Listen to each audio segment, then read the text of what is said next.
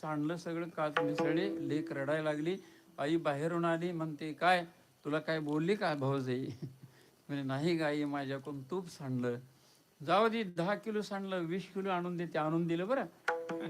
आणि काल्याचं कीर्तन आपल्या कामतीमध्ये आहे म्हणून चला. बहिणीला भेटण्यासाठी भाऊ आला आणि अचानक गडबडीनं भावाला पाहिलं, आनंद झाला. पण माहेरचं कुत्रं आलं तरी आनंद होतो, आहे की नाही? बघा यांना विचारा. एवढंच काय, माहेरचा वारा जरी आला ना तर सांगतात हे आमच्या माहेरकडून वारा आला बरं, एवढं प्रेम माहेरचं. मग भाऊ आल्यावर किती आनंद झाला. आनंदाच्या भरामध्ये तांब्या होता स्टीलचा, गडबडीत आलं, दरवाजाला हात लागला, तांब्या खाली पडला, फुटला नाही बरं, खाली पडला. सासूचे उद्गार आहे का, सुनबाई हातातलं वारं गेलं की काय?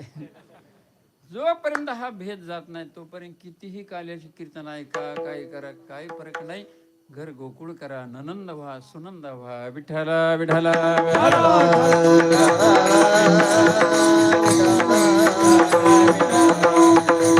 बोला पुंडलिक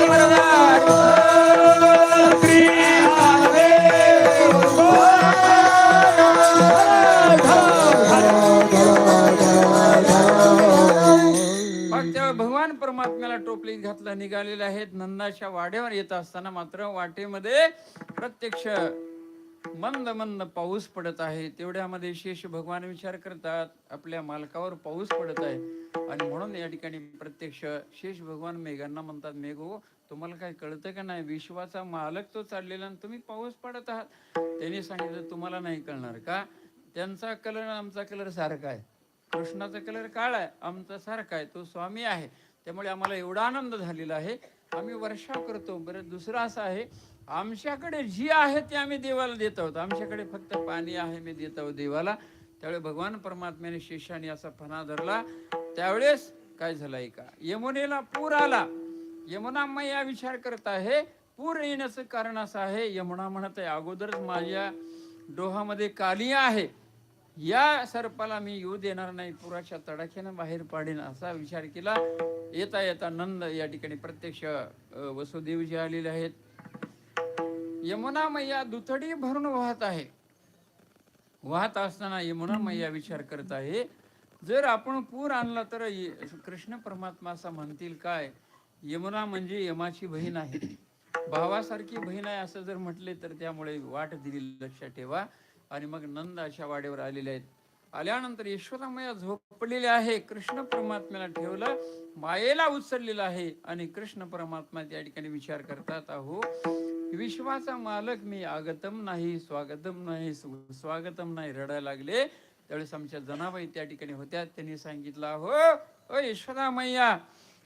त्यावेळेस सांगतात, गवळण सांगे गवळणीला पुत्र झाला, यशोदेला एक धावी एक पुढे, वाटी ताटी सुंडवडे. त्यावेळेस पुढीच्या सुखा अंत पार नाही लेखा, बाळ कृष्ण नंदा घरी आनंदल्या नरनारी. सर्वाला आनंद झाला. आणि इकडं माया गेल्यानंतर प्रत्यक्ष रडायला लागली. रडत असताना तो कंस आलेला आहे, हातामध्ये असं धरलेलं आहे, असं गरगर फिरवलं. त्यावेळेस स्वतः देवकी म्हणत आहे, हे भैया हा पुत्र नाही, ही मुलगी आहे. राहू दे, त्याने पुत्र असो किंवा मुलगी असो, आठवाय ना, तो आठवणार आहे मला. त्यावेळेस आकाशामध्ये फिरवलं, ये गोमाया त्या ठिकाणी निघून गेलेली आहे. आणि तिनं सांगितलं, तुझला गी वधी उपजला मजादी. ऐका, श्रीमद भागवतामध्ये दोघांना मृत्यू कळाला, एक राजा परीक्षितीला आणि कंसाला. कंसाला कळाला तुझा 8वा हा मृत्यू येणार आहे. आणि परीक्षितीला सांगितलं तुम्हाला फक्त 7व्या दिवशी तक्षक नावाचा सर्प मृत्यू येईल. ऐका, दोघांचा विचार, एकाची मृत्यू पीडा झाली आणि एकाचा मृत्यू महोत्सव झाला. परीक्षित राजाने गंगेच्या काठावर जाऊन श्रीमद भागवत श्रवण केलं आणि मोक्ष प्राप्त झालेला आहे. आणि याला मृत्यूची माहिती झालेली आहे, पण मृत्यू पीडा ठरलेली. लक्षात ठेवा, आपला मृत्यू चुकवण्यासाठी 6 मुलं मरली, एवढंच नाही, अनेक राक्षसांचा वध केला, शेवटी मृत्यू पीडा झालेली आहे. म्हणून महाराज सांगतात, अहो हा जो कंस आहे, या कंसानं प्रत्यक्ष फिरवला आणि आकाशामध्ये गेल्यानंतर म्हणाल, तुझं लागी वधी उपजला मज आधी. कंस विचार करत आहे, अहो एवढा प्रयास करून तर काय उपयोग झाला, 6 मुलं मारली विनाकारण, काय उपयोग झाला. आणि मग काय केलं, सभा भरवलेली आहे. सभा भरवल्यानंतर सभेमध्ये विचार मांडला, माझ्या शत्रूला जो कोणी मारील